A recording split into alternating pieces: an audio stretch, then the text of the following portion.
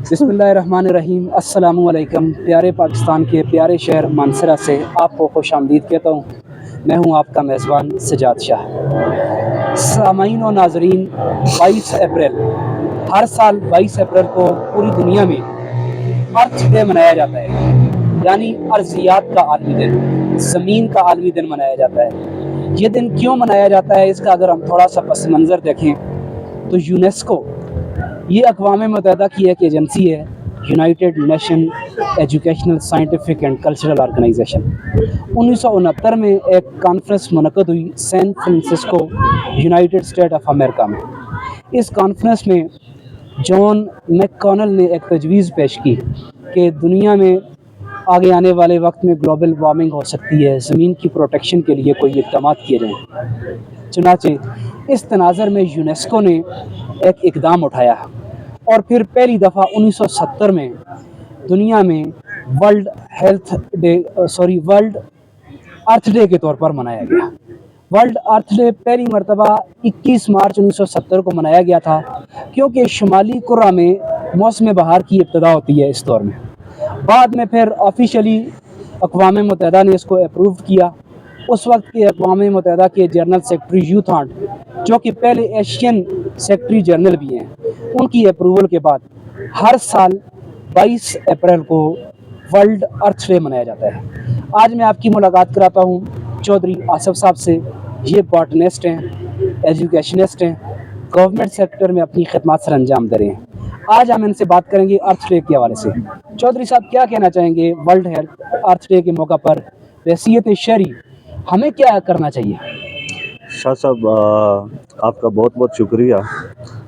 आपने मुझे मौका दिया कि मैं अर्थ डे पे कुछ बोल सकूं। सबसे पहले आपको ये बताता चलूं कि ये जो अर्थ डे है, अर्थ हमारे पास एनवायरमेंटल एबायोटिक कंपोनेंट है। कुछ राइटर ऐसे भी हैं जो कहते हैं कि ये अर्थ जो है ये लिविंग कंपोनेंट ऑफ एनवायरनमेंट है, क्योंकि अर्थ से डिफरेंट जो प्लांट्स होते हैं वो ग्रो करते हैं, वेजिटेशन जो होती हैं वो ग्रो करती हैं। तो अर्थ जो है ये न्यूट्रिएंट इसमें होता है फॉर प्लांट, तो इसकी प्रोटेक्शन करनी हमारी बहुत ज़्यादा ये ज़रूरत है। उसकी वजह मेन वजह यह है कि अगर हम इस अपने एनवायरनमेंट को प्रोटेक्ट नहीं करेंगे तो कल को हमारे पास ऐसे इशू हैं जिसकी वजह से ये ग्लोबल वार्मिंग हो सकती है और अर्थ का टेम्परेचर बढ़ सकता है, बहुत सारे मसाइल ऐसे हो सकते हैं।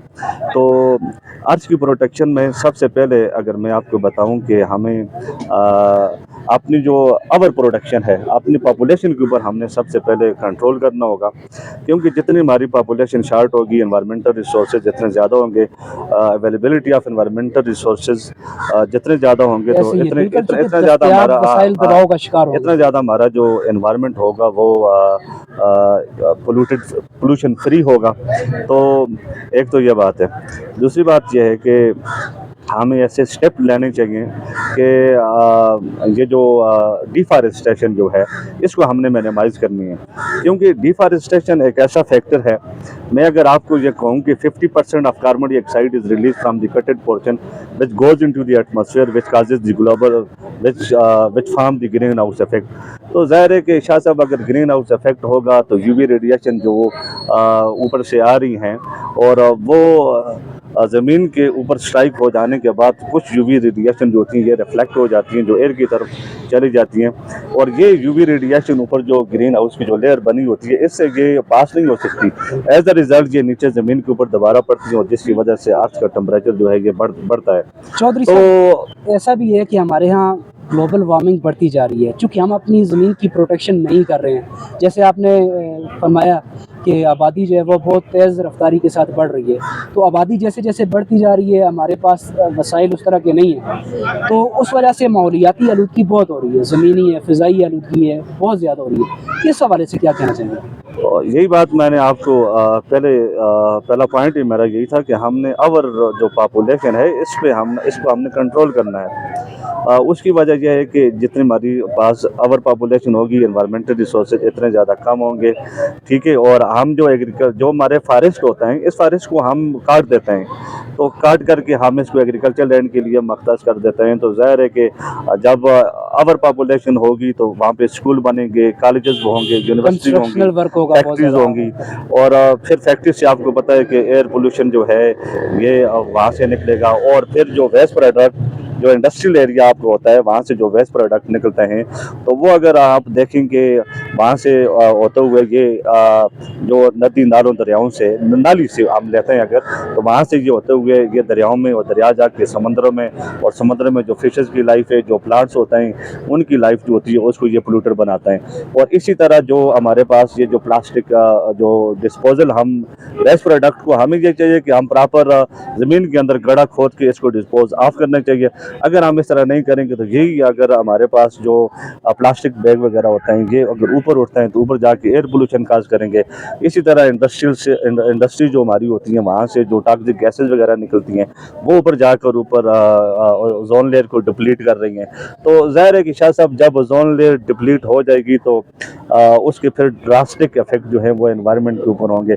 यूवी रेडिएशन जब डायरेक्ट इंसान के ऊपर पड़ेंगी तो ये स्किन कैंसर काज करेंगी, और इसी तरह अगर किसी एनिमल के ऊपर पड़ेंगी तो उसके अंदर भी, और ये और प्लांट्स के ऊपर अगर पड़ेंगी तो वहाँ पे भी ये नेक्रोसिस वगैरह और डिफरेंट किस्म की डिजीज़ काज कर सकती हैं।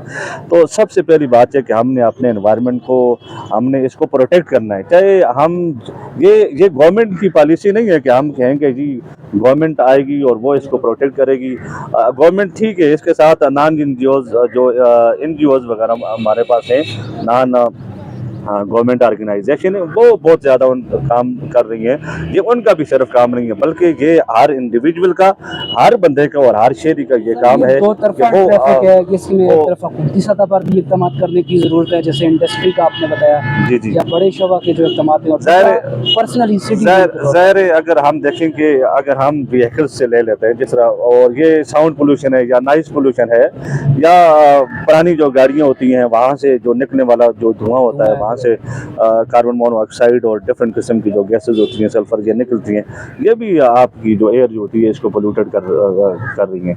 तो हमें ये चाहिए कि इंडिविजुअल को कि हमने अपने एनवायरनमेंट को नीट एंड क्लीन करना चाहिए। उसके लिए सबसे पहला स्टेप यह है, हमने जो आवर पॉपुलेशन है इसके ऊपर इसको हमने रोकना होगा।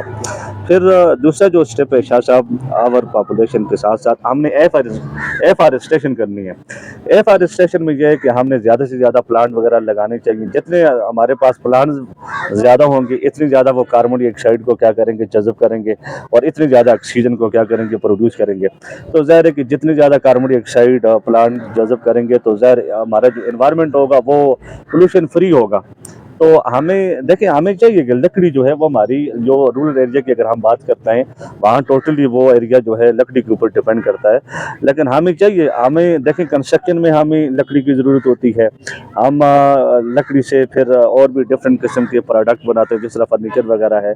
लेकिन ये तो हमारी ज़रूरत है, ये तो हमने करना ही करना है। लेकिन उसके बजाय ये कि अगर हमें चाहिए कि वहाँ पे अगर हम एक दरख्त काटें तो हमें चाहिए कि वहाँ दो लगा दें उसकी जगह, ताकि आने वाले वो जो एक्सपायर हो, वो जो ज़ाहिर है कि जो फॉरेस्ट डिपार्टमेंट है वो ज़ाहिर अलाउ करते हैं, उनके अपने वो कैटेगरीज हैं, उसके मुताबिक आप वो दरख्त काट सकते हैं और फिर लगाना भी आपने वहाँ पे है। जैसे अभी हाल ही में शजरकारी मुहिम चली है, वहाँ पर हर बंदे को अपना किरदार अदा करना चाहिए। बिल्कुल हर बंदे को लगाने चाहिए।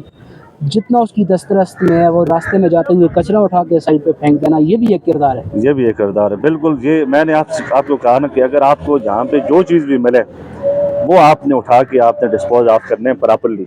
अगर आप कहेंगे कि ये मैं नहीं करता, ये कल कोई दूसरा बंदा करेगा, गवर्नमेंट का काम है, तो ये फिर इस तरह हम अपने हमारा ये इन्वायरमेंट जो होगा वो इसी तरह पोल्यूटेड ही रहेगा।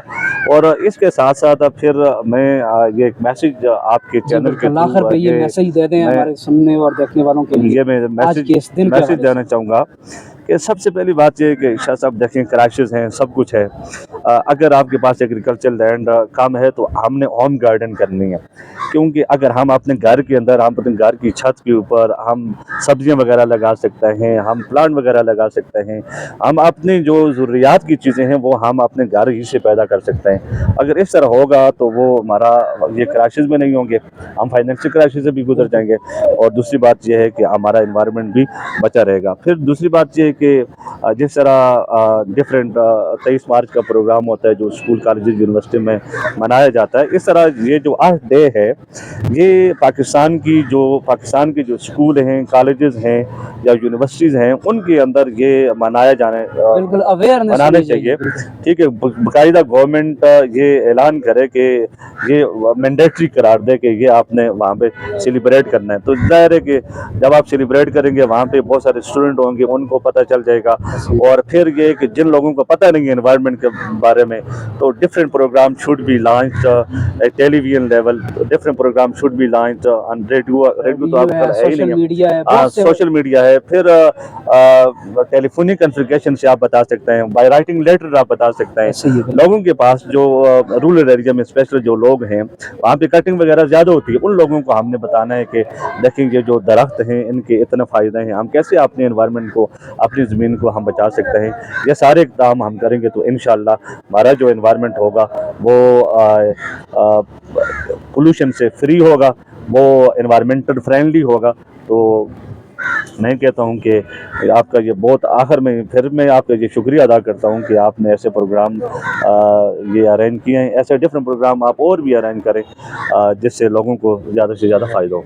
बहुत शुक्रिया। जी हाँ नाजरीन, आज हमने बात की अर्ज़ियात के आलमी दिन के हवाले से, अर्थ डे के हवाले से। 22 अप्रैल को हर साल दुनिया में अर्थ डे मनाया जाता है। ये दिन क्यों मनाया जाता है, इसकी वजह ये है कि एक अवेयरनेस, एक शऊर पैदा हो लोगों में, ताकि हम अपने प्लेनेट को महफूज रख सकें।